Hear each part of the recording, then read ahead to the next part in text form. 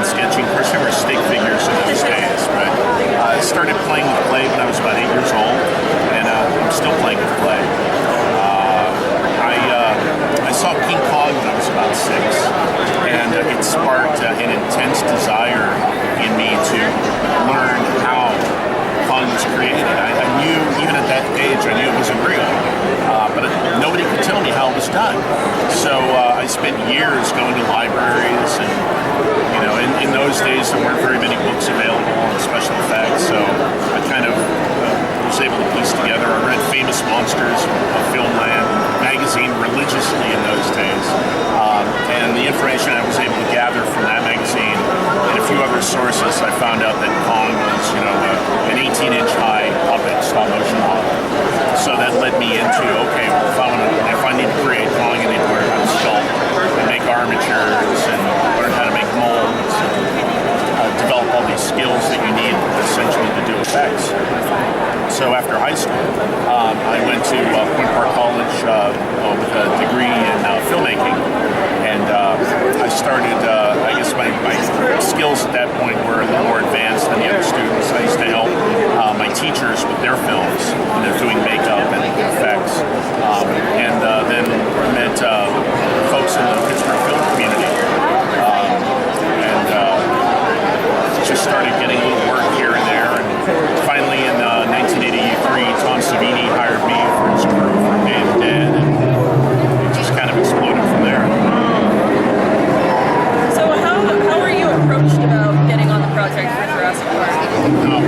Okay, I was working at Stan Winston's studio, and he had hired me for work on Terminator 2. So, doing my work on Terminator 2 and the manuscript for Jurassic Park, the book wasn't even released yet. The manuscript was circulating Los Angeles, and it was in a 3-ring binder. Okay, typed all on one page, mimeographed on one page, and I got a hold of the manuscript for Jurassic Park, the book, and read it and fell in love. And then shortly after that, I heard Spielberg. There were rumblings that Spielberg was going to direct, the movie version. So being completely mercenary, I decided I'm going to quit my job and go wherever that film's going to be done. I'm going to go work on it. And one day, Stan called me into his office and said, "You're going to sculpt a T-Rex," and it just fell right into my hands. I didn't have to leave. So I guess he knew that I was a dinosaur nut, and he put me in charge of sculpting the T-Rex. He had team leaders for each dinosaur, so he gave his senior artists a different dinosaur. I got the Rex, Chris Swift did the Raptors, Shane Mahan did the Dilophosaur, Randy Schoenberg, Brachiosaurus, so on. And because we worked specifically on our own dinosaur, we learned them intimately at that point. Can you kind of walk us through your process while creating this T-Rex? It was, it started with a 1/5 scale model. It was the prototype for the T-Rex. And there was a lot of designing that went on in that. We wanted, this had to be the Arnold Schwarzenegger of T-Rexes, because the prevailing view in Hollywood was, okay, we got this animal, it's 18 feet high, it's 40 feet long, and it's 6-inch teeth. How are we going to make this scary, So we kind of over-designed it a bit, and myself being a dinophile, I wanted it to be the most scientifically accurate Rex possible.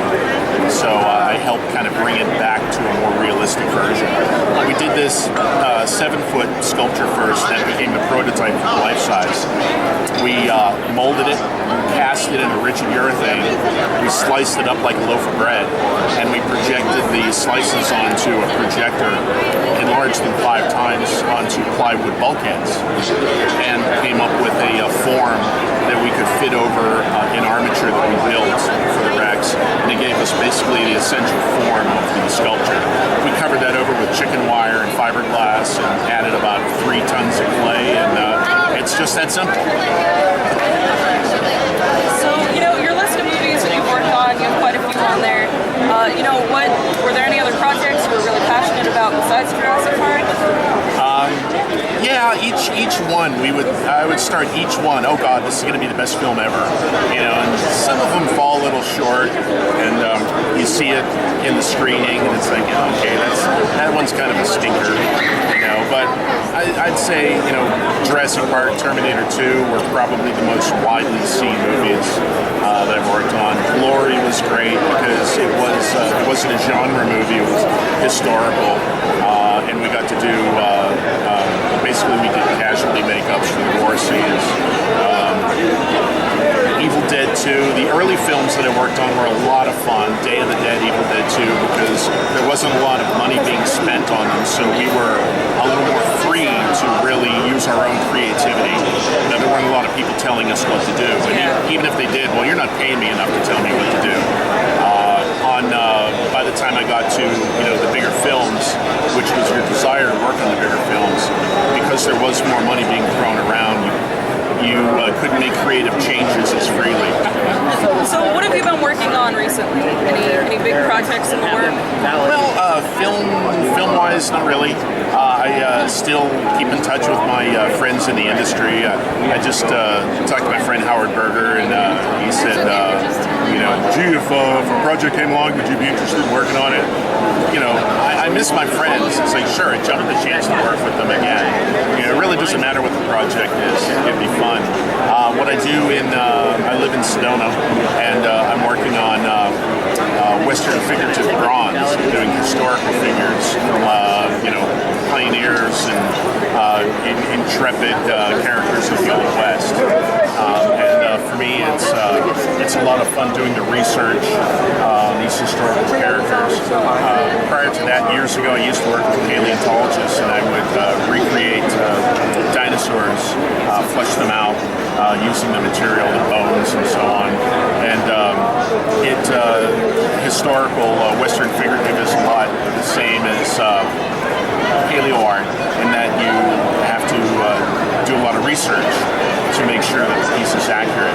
If I'm doing a 1870s period piece, I have to make sure that all the gear that character has is accurate historically. Alright, well guys, be sure to check out his website. We'll have the links provided below our video. Thanks again, Mike, so much for speaking with us. My pleasure, Eleanor. Alright, be sure to check out the rest of the coverage we have coming from the weekend.